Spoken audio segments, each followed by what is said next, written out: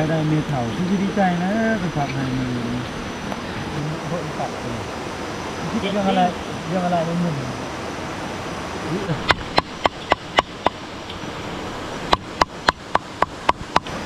โอ้บริปีไว้บ่นี่ปีไว้มือ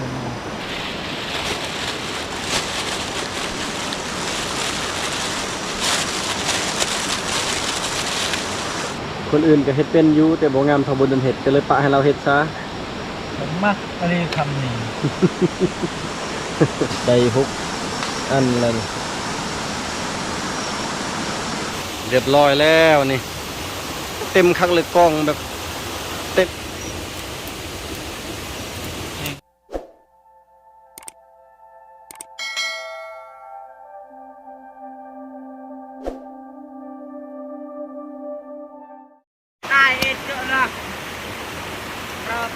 ตอนนี้กำลังแบ่งซีนแบ่งในพานเพิ่นแบ่งให้คาตัวหนึ่งคาครั้งหนึ่งกระดูกสันหลังครึ่งแล้วก็กระดูกคางคนละข้างแล้วก็ก้นเครื่องในคนละครึ่ง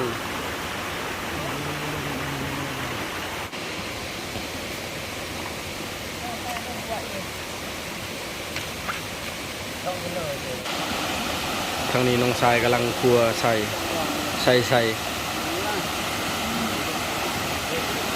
งำหนูคัก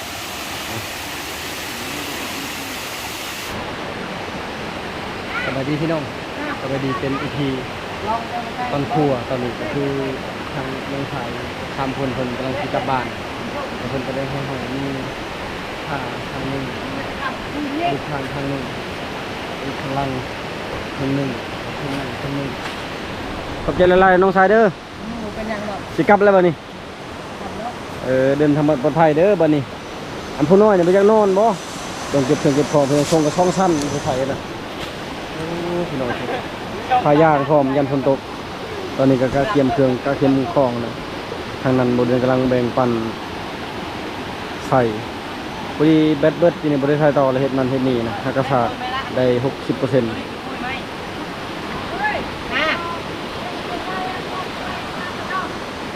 มือใดอีกสิมานี่ยังบางเทื่อกับมืออื่นบางเทื่อกามือฮื้อนี่แหละมาอีกมาเฮ็ดแห้วเลยเนาะแห้วยังบ่แล้วยังบ่ทันได้แล้วเดี๋ยวเฮ็ดแนวขอบใจละลายน้องชายเด้อขอบใจละลายไปกินน้ำเพิ่นนะพี่น้องแต่เมื่อวานนี้ก็มาหอดเกือบซ้ำนี่เมื่อวานนี้คนปั้นเอาลายบ่เดินแม่ว่าให้ระวังได้มีดเสียได้จะไปเย็บมีดกันนะคือเป็นคนปั้นออนไลน์ใส่มันทำที่ต้มใส่หมูแล้วเป็นใส่มันบอกผิดมีคนใส่แล้วก็สองกระสอบพวกมันนะ3คนนั้นนะนี่โอ้ยกมาขึ้นพี่น้องยกมาขึ้นนี่นะอันนี้อีกวอแท้วอแท้2 สอบนี่ก็ซ้ำกับมู2 โตตัวใดยาสะพรนะตัวใดล่าสุดนี่3ผู้ประจักษ์สอบ1นี่มา20 ไปโลแล้วก็มีน้ำโมน้อยอีกฟ้าโมน้อยกับยกมือทำได้ปะโอ้เก่งจังสิ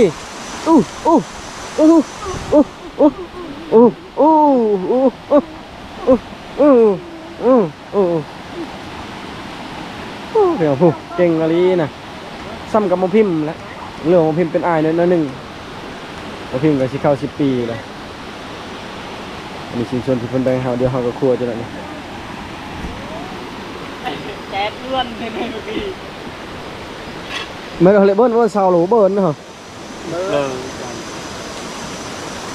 เบิ้ลซาวเด้เบิ้ล25 โลในต่อละสาวหาแล้วก็ว่า26เตะสาวรอบนะปอนไง28เด้การไปเที่ยวเชียงก็ช่วยเงี้ยในเยิงเนี่ยละเอาก็ชูก็ย่างก็ปะระวังลงมาคุณแม้ข้างใกล้ลงไปส่งให้เพิ่นแล้วได้กลางคืนเมื่อกลางคืนนะนี่จังหวัดไซลาตัวจริง เดินทางปลอดภัย เอาละพา เอ็นคือพอกันไหมไปโอ้ไปทรายกันนั่นผ่านกับไปสามไอ้น้องยังได้ซีไอ้น้องอยู่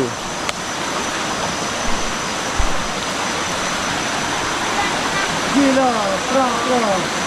โอ้ยที่เราด้านนี่โกรธ ปลาโบกินแล้ว ทำในการนี่ เดินทางปลอดภัยโชคดีคนเมื่อก็ขอให้โชคดีเฮาพออยู่ก็ขอให้โชคมันต่อบัดนี้เฮาก็เฮ็ดเพื่อนเฮาเลยบัดนี้เป็นของเฮาเฮ็ดอะไรเชียวเฮ็ดชมบ่ไปพักพอเท่าไม่เท่าหรือว่าเฮ็ดแห้ง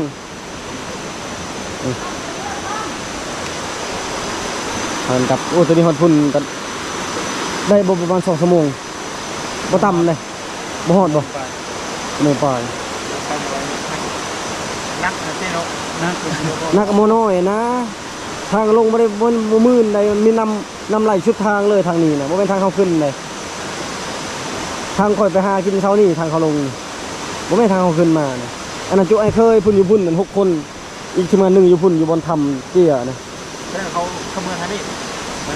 ถ้าเขาแยกกันเดี๋ยวค่อยไปกับเจ้าไปทางเดี๋ยวค่อยแยกไปทางพุ่นเห็นบ่เขาบอกเจ้าไปทางเขาลงวันนี้ทางขึ้นวันนี้ค่อยละไปทางเขาลงนี้เมื่อเช้านี้เขาไปทางนั้นคนเดียวห้องหมอนะใช่แต่ที่ธนากรก็นี่ช่างค่ะนี่ครับนี่กองเละครับสุดท้ายลองก็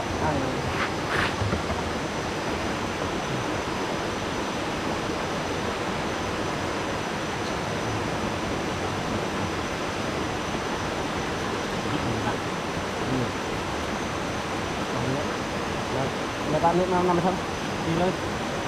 ก่อนแค่ตลงทำนี่ก็บินมาพี่ก็บินกันได้เลยบ้านมาก่อนนี่ก่อนให้ตลงเลยเฮ้ยงจากแห้งเลยชมเปิดได้ทีเดียวได้กันด้วยละครัวก็ให้เราครัวซีนกันครัวเทียบชมอยู่ที่ไหนไป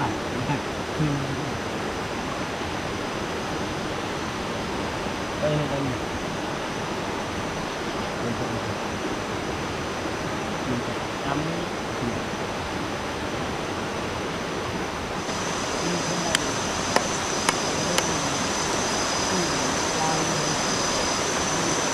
แห้ง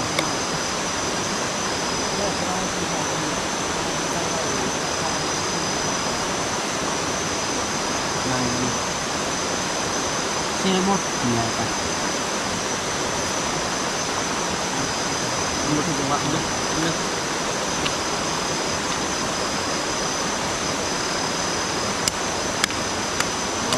ว่าปั้นมือได้มีก็ใช้ชื่อพิษไปกินกันนะชิ้นยาวแท้จริง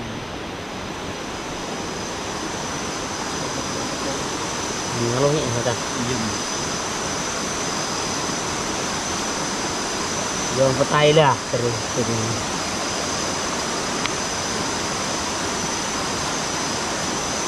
Cinta yang kita ngomong. เอาชิ้นงาวนะเห็นชมนี่ตลอดเอาเป็นตอนเลยเห็นบ่อันนี้ตอนชมเมื่อกี้ไหมเนี่ย มีก่อนนั้นนี่ก่อน ตัวนี้เห็นตัวนี้เห็นแห้งก่อนตัวไหนเห็น เราจะ เป็นหอชม เป็นชมต้อมอยู่เห็ด พักอะไร แต่ว่าเห็ดต้อมยกเห็นยกชมอัตตปื้อไว้ชมตอนเข้ากันในเห็ดชมมันพักหลับ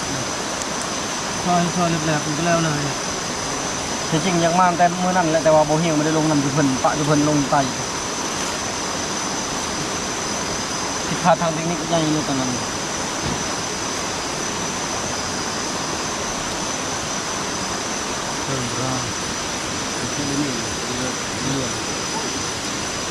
หลายนะอ๋อนำบางแล้วแต่ทีมไม่ได้นะเมื่อที่ภาพทีมตอนนี้แห้ง มันแห้งมันบริการมันแห้งมันนอนที่เจ้าควงเจ้า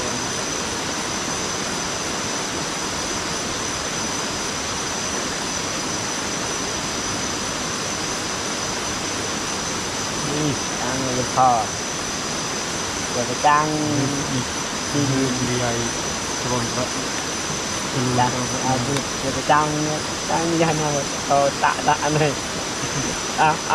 đây cái trang vậy này là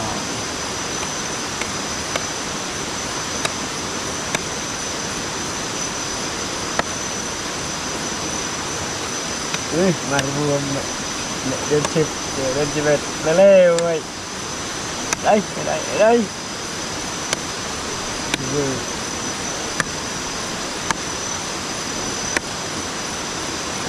tại ra vui clip lơ đó đấy hư của nó anh em đôi lo thì dạ anh em nữa còn một cái tay mình nó nhấn ở cho em kìa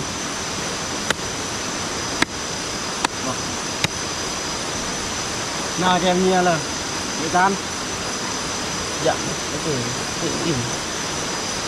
đáng giá gì dụng này dạ có ốc nó bùng cục này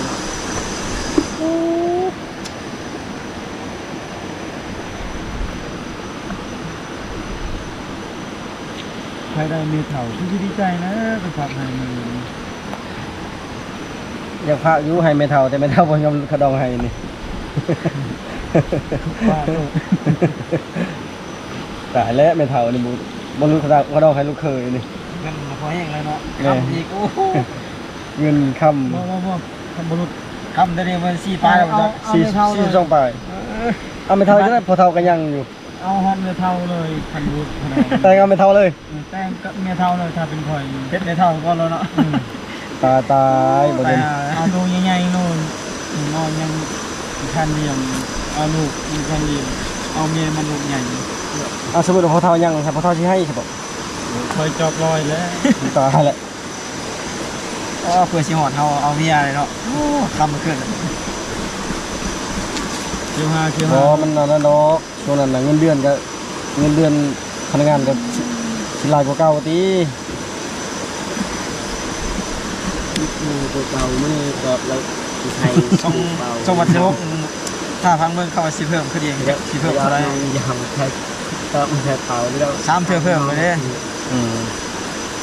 แล้วอีกนึงครับ คันว่าครอบครัวนี่ก็ในรายอยู่กันโซนนี่ หมู่บ่เฮียงมาหา4เทื่อปีนี้3เทื่อปีซื้อนี่เทื่อหนึงหากะมานเทื่อเดียวนี่ รอบก่อนประมาณนำผู้บ้านดอง รอบก่อนหลายคน ในคนนี้ 6คนลงไตยักษ์ประมาณน้ำไผ่และมีแต่ในพานนี่ใหญ่จะโต ซื้อ ใหญ่จะซื้อ มันก็เลยไปเป็น เดียวบักไก่เนาะ โอ้ ลมกี่เหือหน่อยโอ้ ติดไปนำลมไปนำพี่น้องเลยแล้วก็ยังตะการมาบ่เดือน ราชการไกลๆจะเท่านี้นะครับ เอามันหน่อย เอามันมา นั่งมันให้มันบวกผักใส่ส้มเนาะ คนลายอยู่แล้วนั่งนี่มีแต่นั่งมาแทบเบิ่งนั่งนี่ แต่ว่าตัวนี้หนาเลย นะนี่นั่งนี่ยังมีอยู่ นี่ตัวนี้นั่งตัวนี้ครับ เบิ่งสินชันขาดเลย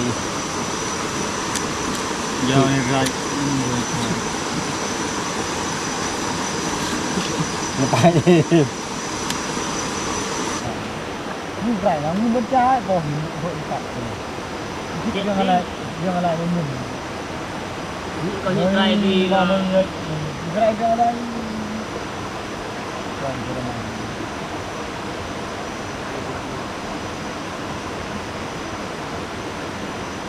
แต่นนว่าเบี้ยอ่ะ rồi rồi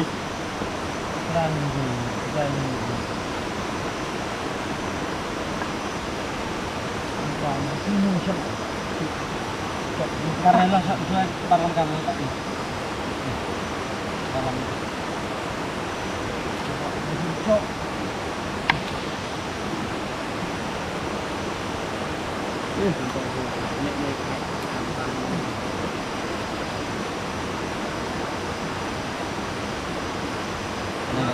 oh seperti ini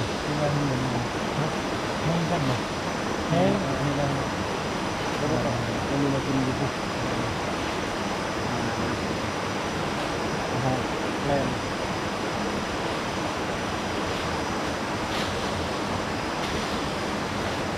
อ้าวอะไร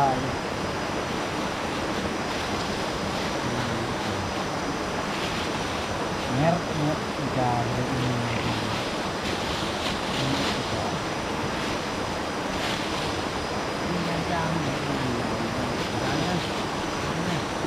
ini banyak jam ini jam kan không phải rất nhiều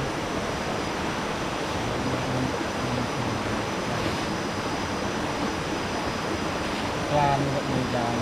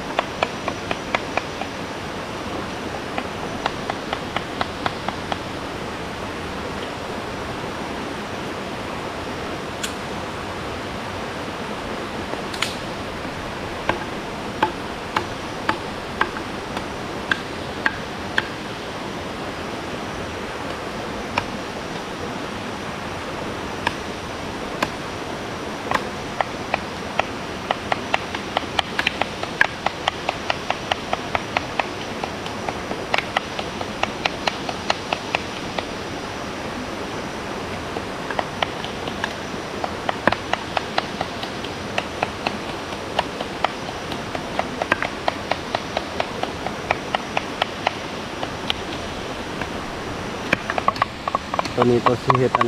ยาวให้เลยเหรอ เห็ดชมส่วนกระดูก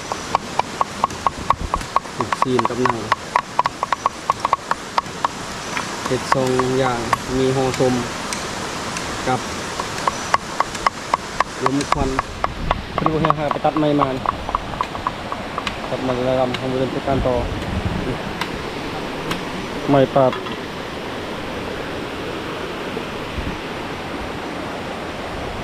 บนลมควันอยู่หันอยู่นี่ข้อเสียก็คือแบบเสียงน้ำนี่แหละพี่น้องเอ้ย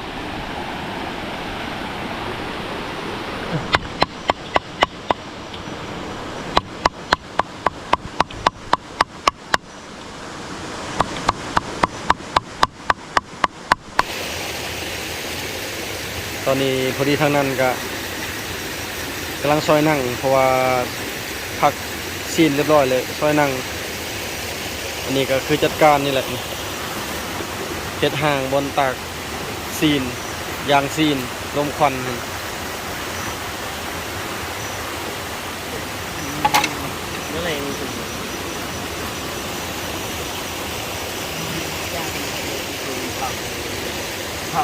เดือนแจงหากินกับ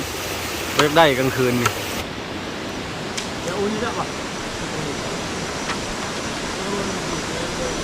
ยำนี่เราพิจิคัดยำนัง โอ้เห็ดคายเดี๋ยวไล่เติมเลย ลาเตอร์ก็ โอ้ อ๋อสับปูมือ นี่10,000เขาเห็ดค่ะโอ้ยฮะ คันขายเป็นตู้นี่ได้ได้7-8 ล้านเลยโลละแสนหมูนี่ก็บ่ฮอด100 โลก็น้อยนึง ทั้งชุ่มอยู่บ้านนี่พอกินนะแล้วก็อยู่นั่นนะครับเฮ็ดส้มหมูนะหมูหันเขาเลี้ยงนะ บางสำนีหนึ่งติดตองฮะคน10,000ตัวมาคำเดียว โอ้ คันเมาเนี่ยแล้วเนาะกินแกมเหล้านี่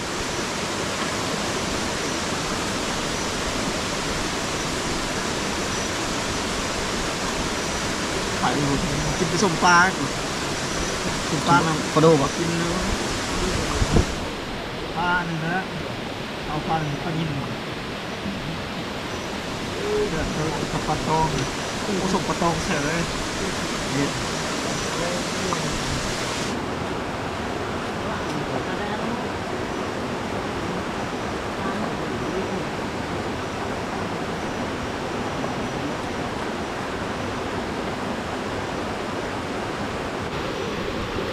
ต้มเครื่องในกระเพาะตับหัวใจไส้ปอดแล้วก็มีอยังนี่นะไขลัง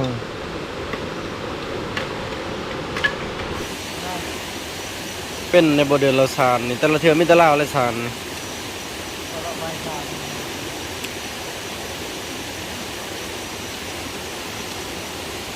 ได้กันละร้อยกว่า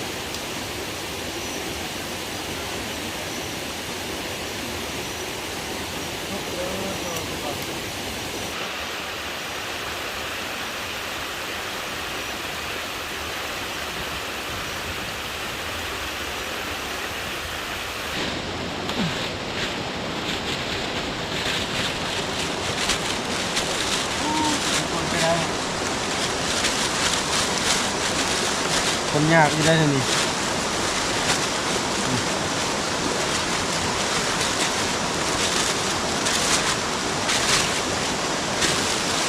เกลือผักเทียมแตงนัว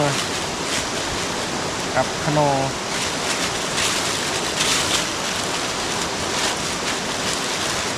โอ้ยยากเลยเนาะ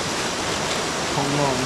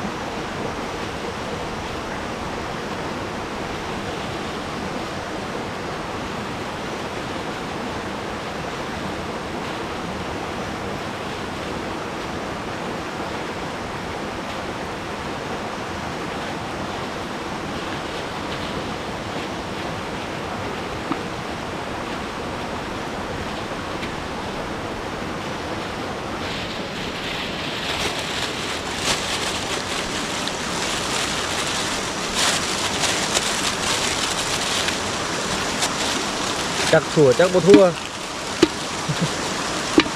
ไปคนมาแล้ว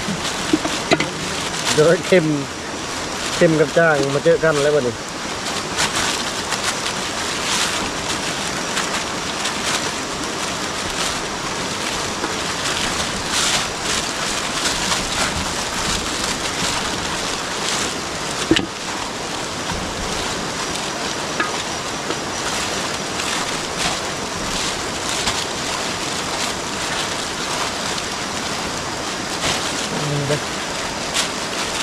ยอมเลยเนาะ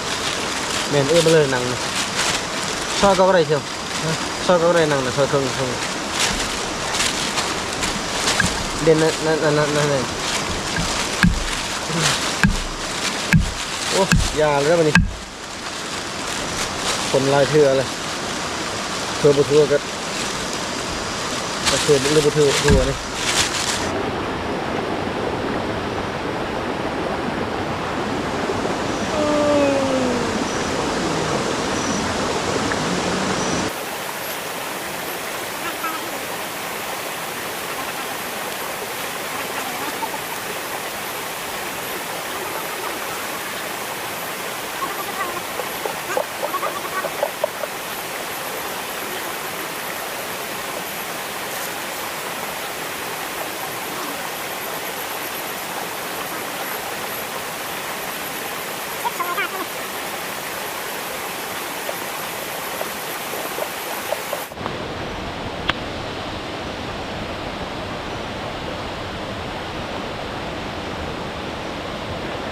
ได้พดกับคำเลาะ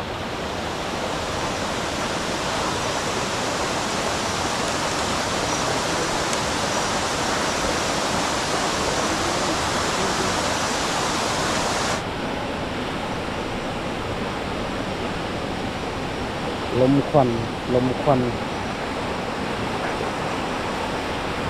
ayo kan nó bia là bò bia chỉ bò ayo kan bia bò nóเป็นsốc thì nóเต็มเลย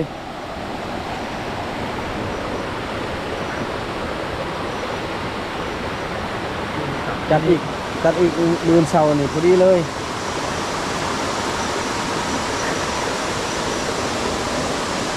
แม่พอดีบักสุกเลือกเฮ้อแล้วนี่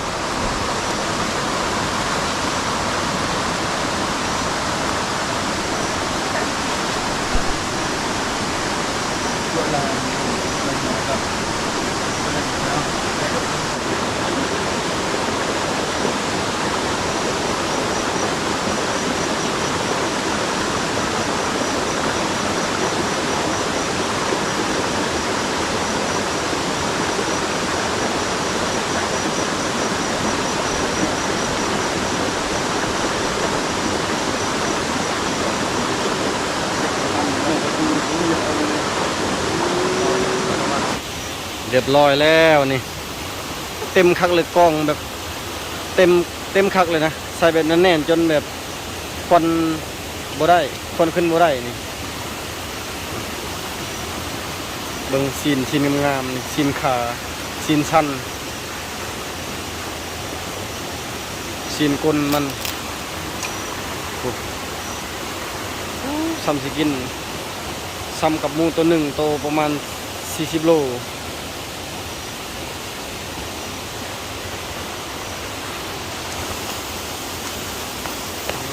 ส่วนบันนี้มีแต่เอาพดปุกเลยเอาพดปุกแล้วล่ะครับมีแต่เห็ดห่อส้มต่อเอาพดปุกเลยเชียวนี่พดนะพดไม้เนี่ย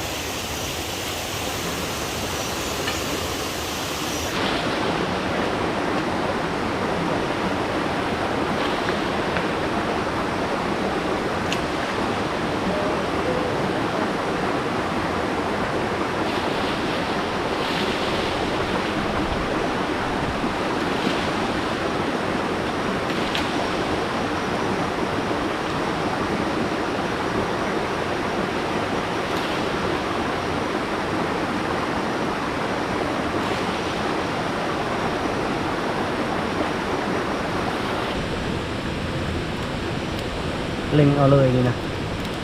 ก็แหงพูดบ่เลาะแหงพูดเขาออกเท่านี้นะแหงพูดโอ้เบิดเลยชินไม่เลยโอ้แหงพูดเลยครับวันนี้นี่คันลายพูดโอ้เบิดเลยชินนะต้องมึงขักแต่คันว่าแหงพูดนี่ก็ไม่เบิดชินต้องให้มันค่อยๆซุกเอามันจึงเรืองครับ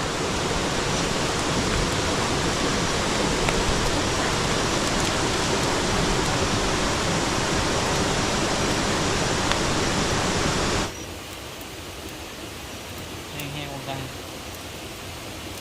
ไม่จังเนี้ยเราตอกกระบอกเรียบร้อย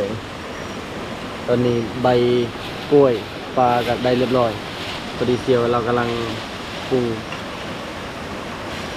ยังแต่ห่อสมกับขั้นตอนสุดท้ายได้นอนแล้วบัดนี้รายการต่อจะสิไปเอาบ่ล่ะนอนเมื่อยคืนนี้ยังได้นอนเมื่อคืนบ้าเป็นเมื่อยไปทำขึ้นพักบัดนี้คุ้มเนาะเดี๋ยวนี้พอซื้อดอกห่อ2,000จะขายห่อ2,000บ่30ก็ดีก็ได้บ่มีมันจ่ายเป็นมื้อนั้นบ่จ่ายอยู่ป่าแล้วก็จะไปจ่ายอยู่เงินแล้วผมมีเงินบ่ได้กินจ่ายเงินในห่อ50เลยขาดซื้ออีกเนาะขาดซื้อเจ้าคือบ่เฮ็ดคือเขาอันนั้นใบตองน้อยบ่ให้บ่เขาในซับปูมือแต่ใบตองในซ้ำแคนบัวแคนเนาะส่งสบายได้รวมเนาะโอ้มีน้ำยัด ในบ่เดือนเราเฮ็ดเป็นทุกอย่างเนี่ยมามื้อหน้าแบบข้างนอกก็ได้เราเฮ็ดคนเดียวเราก็ได้ อันนี้ซ่อนอายนุ่มอยู่ที่ต้องบอก สอนบ่เลาะแน่แต่ว่าให้เราล้างมือก่อนได้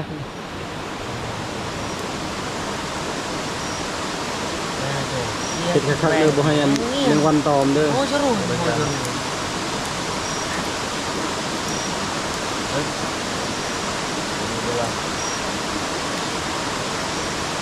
เดี๋ยวนี้ได้ฮะก็เห็นครั้งแรกได้ห่อสมนี่แหละเคยได้ซื้อกินแต่บ่เคยห่อ โอ้ยอยู่ตลาด ให้น้ำเจ้านี่แหละ บริใหญ่ซ้ำแตดซ้ำแตดใหญ่กว่าอีกผู้พาชมอยู่ตลาด ตัดเวียดนะ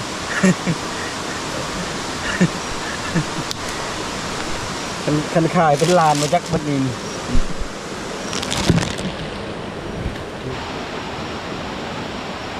คนอื่นก็เฮ็ดเป็นอยู่แต่บ่งามเท่าบ่เดินเฮ็ดก็เลยปะให้เราเฮ็ดซะ ผมมักอันนี้คำนี้ คำตาชวดยอมลายกับผมมักนี่ พอคนอื่นเฮ็ดแล้วบ่งามคือเราเฮ็ดนั่นก็เลยปล่อยให้เราเฮ็ดซะ เราเฮ็ดเองไงตัวฟุกไงก็มูอีกกี่ไร่ ตอนนี้นี่โอ้เนาะคันชื่ออยู่พุ่นว่ามัน50ว่าซั่นนี่ โอ้50บ่ได้กิน ได้6อันแล้วนี่สิได้อยู่ประมาณ10อัน ไม่ใช่ชอบสปูนชมนี่เนาะ จะฮอดเวลาจะฮอดใช่เลย มันกายสิโปนเฮาลงพีนมาจักนี่กูเลยยัดกันเลยนึงบริยานยังเนาะนี่ยันแตกบ่ฮอดบ้านมันแตกก่อนแล้วนี่ ตบกด โอ้กันอาการห้อนนี่สุ่มบุรีเลย เริ่มสุกคือกันทางนี้มันก็นี่สุกไปทางนั้นจนยังไหม้เลยทางนั้นนะพอดีบ่เห็นก็ซุ่มไฟทางนี้ทางนึงอีกเก็บคืนเก็บไฟมาใส่ทางนี้อีกทำมันสุกทั่วเลยเอาคนนี้ย้อนลงเลย